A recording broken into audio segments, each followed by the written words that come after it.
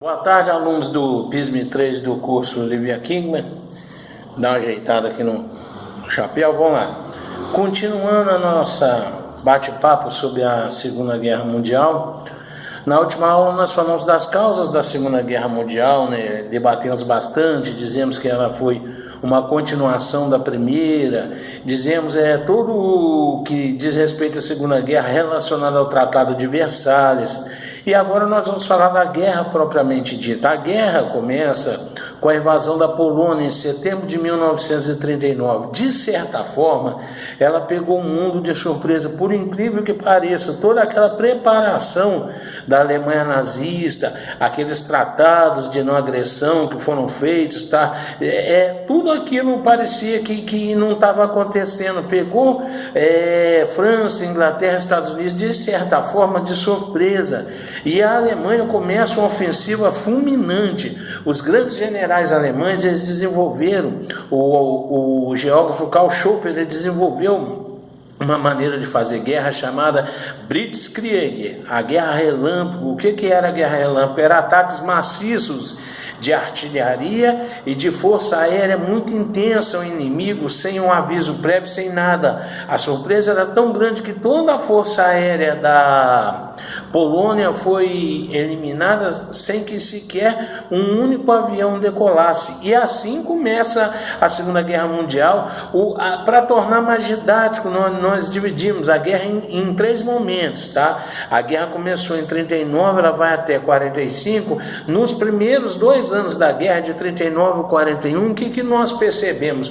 Um avante fulminante das tropas do eixo, tá? O eixo do mal, Alemanha, Itália e Japão. As tropas italianas invadiram a Grécia e também ajudaram na invasão do norte da África, onde as tropas alemãs invadiram o norte da África também. O norte da África é uma posição estratégica no mar Mediterrâneo e também para o Oceano Atlântico, tá? O norte da África, no xadrez da geopolítica militar ali daquele cenário europeu, era fundamental.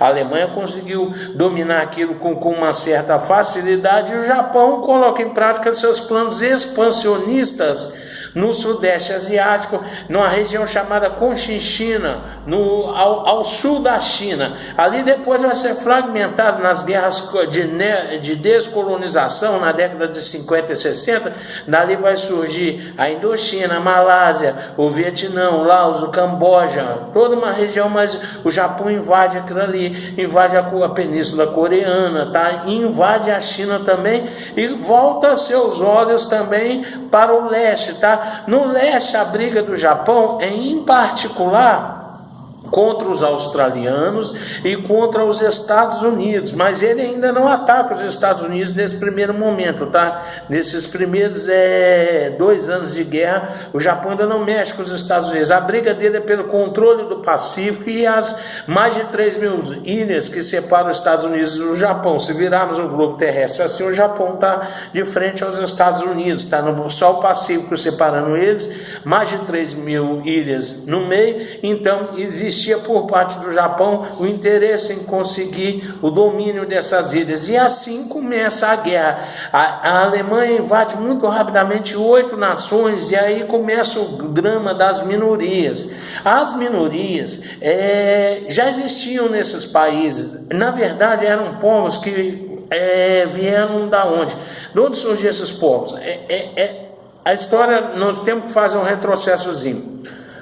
Na Primeira Guerra Mundial, 3 impérios se desfacelaram: o Império Russo, o Império Turco-Otomano e o Império Austríaco, Austro-Húngaro. Todos esses 3 impérios abrangiam regiões da Europa. Quando eles se desfacelaram ao longo da guerra, aconteceu o problema das minorias. Quais eram as minorias? Eram povos que eram subjugados por esses impérios, que agora foram libertados, porém eles não têm um território. A Europa tinha muito isso, povos sem territórios, vivendo em territórios alheios e que eram indesejáveis. Ninguém gosta de imigrante pobre, ninguém quer saber de imigrante pobre. Essas minorias vagavam de um país para outro, sofriam de xenofobia, sofriam uma série de preconceitos. Muita gente joga luz apenas na questão dos judeus, não, mas haviam outras minorias disputando o mesmo território, às vezes com religiões divergentes, e a Alemanha, quando invadia essas regiões, a Alemanha coincidiu de invadir muitos territórios que sofriam com o problema dessas minorias apátridas, vamos colocar assim, tá, para ficar mais didático de dizer. E os alemães tinham um programa eugenista, então as minorias começam, eugenia e limpeza racial, já falei isso para vocês numa oportunidade certinha aí para trás, quando nós falamos da ideologia nazista. Voltando aqui ao assunto, então essas minorias começam a sofrer perseguições por parte dos nazistas, eles já sofriam perseguições dos seus nas mesmas fronteiras, tá? Dos povos que não desejavam eles, agora começam a sofrer perseguição dos nazistas, que prendem essas pessoas e mandam para os campos de concentração, deportam para os campos de concentração. São os cadeiões que o mundo só vai conhecer de fato quando a guerra estiver terminando, quando invadir esses lugares, libertar, vão ver as atrocidades que aconteciam nos campos de concentração, trabalho forçado, execuções, tá? Muitas empresas se beneficiavam do trabalho escravo desses prisioneiros, execuções em massa, maus tratos, condições insalubres, falta de higiene, tudo isso ia acontecendo com aqueles prisioneiros, mas é um drama pessoal. De vez em quando foge um outro que chega aqui à América e denuncia aquilo que está acontecendo, mas é uma voz divergente, ninguém dá muito respaldo àquilo, só com o final da guerra é que as coisas vão vir à tona, tá? O Holocausto, massacre sistemático dos prisioneiros nazistas e principalmente judeus. O antissemitismo é uma tradição muito antiga, muito enraizada no continente europeu. Os alemães, aproveitando que a ideologia racista estava em voga, só deram ela aqui uma nova roupagem.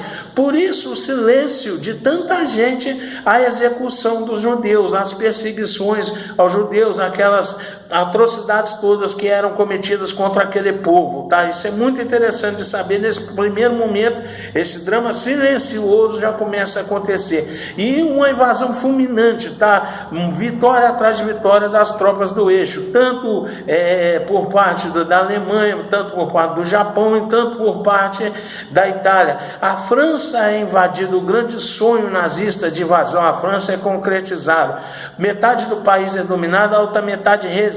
O presidente francês Charles de Gaulle, ele foge para a Inglaterra e tenta lá montar um governo de resistência, tá? Mas a França é dominada, boa parte dela é dominada, e conta com isso também o colaboracionismo, tá? Muitos franceses colaboraram com as tropas nazistas voluntariamente. É outro drama também que vai acontecer. E o mundo é pego, de certa forma, nesse primeiro momento, de forma perplexa, tá? Desculpa o erro. Vamos lá, gravação, as coisas são meio complicadas.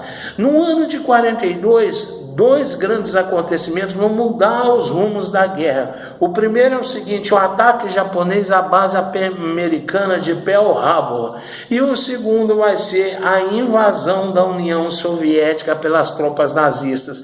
Ali começa a derrocada do eixo. Foi 2 malpassos. O Japão fez um ataque fulminante, sem precedentes, cinematográfico, tem até um filme sobre isso. A base americana de Pearl Harbor, a base do Pacífico, uma esquadra inteira foi aniquilada, quase 2.000 homens foram mortos nesse ataque. E aí os Estados Unidos foi inserido na guerra. Ele já assistia tudo aquilo com apreensão, porque os Estados Unidos já tinha muitos investimentos no continente europeu, tinha áreas de influência que ele não queria que caísse na mão das tropas do eixo, dos nazistas. Já vinha observando aquilo com bastante cuidado, bastante atenção, já havia um bom tempo auxiliando as tropas francesas, as tropas inglesas, e até fornecendo armamento à União Soviética. Muito apreensivo aquilo, tá? Aquilo tudo. Mas agora ele é obrigado a entrar efetivamente no conflito depois que ele foi atacado. E a União Soviética também havia um trato de não agressão da União Soviética com a Alemanha nazista, o trato Ribbentrop-Molotov, que foi firmado em 1939. Os alemães descumpriram esse trato e atacaram a União Soviética. O trato era a invasão da Polônia, que é na fronteira com a União Soviética, Soviética e a União Soviética seria preservada. Esse trato não foi cumprido. Joseph Stalin começa a manobrar seus homens para responder a essa invasão. Por que esses dois fatos mudam os rumos da guerra e caem muito na provinha de vocês? Porque agora, até então, os aliados, França e Inglaterra, eles estavam perdendo, eles estavam, vamos colocar assim, apanhando, um termo nosso. Só que agora entram dois cachorros grandes do lado dele, os Estados Unidos, a maior potência militar do planeta, e a União Soviética. A União Soviética, por ela ser uma economia fechada ao mundo ocidental, ela não ter tanto diálogo, tanta propaganda, achava que era um país rural, atrasado, lê do engano, era uma potência militar, era uma potência econômica. O Exército Vermelho era uma máquina de guerra. Para cada homem que morrer, ele tinha mais 4 para colocar no lugar imediatamente. E os soviéticos vão colocar em prática a tática da guerra arrasada, a mesma tática usada com Napoleão Bonaparte lá no início do século XIX. Qual que é? O território soviético era gigantesco, eles foram atraindo os nazistas recuando, mas só que esse recuo era o seguinte: incendiavam as plantações tudo, destruíam as fontes de combustível, deixavam a terra devastada, deserta, sem recurso nenhum para os nazistas, e os nazistas foram entrando naquela arapuca, naquela ratoeira. Quando chegou aquele inverno rigorosíssimo da União Soviética, que tem dia que faz 32 abaixo de zero, as tropas do Exército Vermelho pararam de recuar. Aí sim os grandes generais nazistas começam a se render em massa.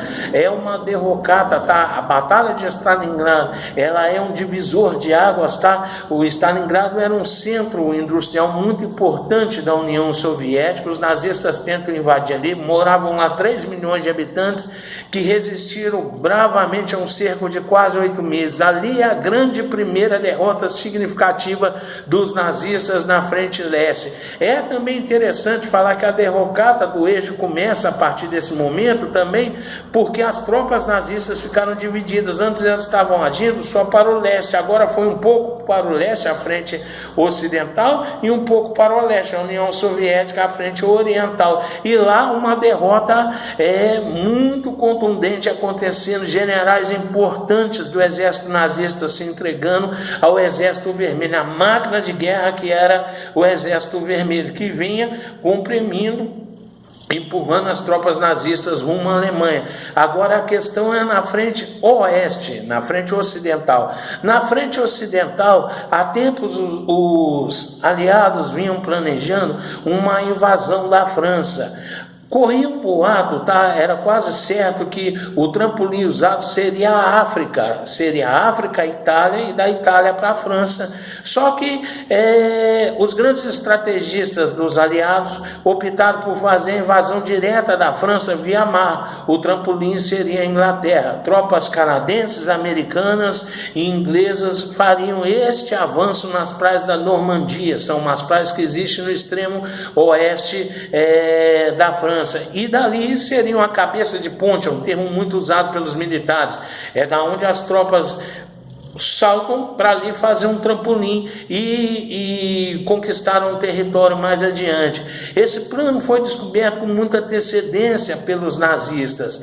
Por eles terem descoberto isso com bastante antecedência, o que eles imaginaram? Que o plano seria abortado pelos aliados. Muito pelo contrário, foi aí que os aliados colocaram em prática mesmo. Era preciso fazer isso o mais rápido possível, porque a metade da França que ainda não havia sido conquistada estava caindo na mão dos nazistas, e além disso, os bombardeios incessantes que a Força Aérea Alemã estava fazendo à Inglaterra. Havia muito medo que a Inglaterra sucumbisse, tá? Se a Inglaterra sucumbisse aos ataques nazistas, a guerra ia durar muito mais tempo. Essa era a leitura e certíssima feita pelos norte-americanos e pelos ingleses. Por isso a pressa, está todo o santo dia no horário certinho. A Força Aérea Alemã bombardeava centros importantes na Inglaterra, Manchester, Liverpool, Londres. Eles eram bombardeados constantemente, tá? Faziam um estrago terrível os bombardeios alemães à Inglaterra, e o medo de que a Inglaterra caísse era muito grande. A esquadra inglesa que estava aportada na França já havia sido afundada, então alguma coisa tinha que ser feita urgentemente. Por isso, a pressa em colocar em prática a invasão da Normandia, o dia D, a batalha mais longa da história, tá? E a mais sangrenta que aconteceu até hoje. Mas isso vai ser matéria que nós vamos, vai ser uma conversa que nós vamos ter no nosso próximo encontro, tá? Falou, um grande abraço a todos, valeu!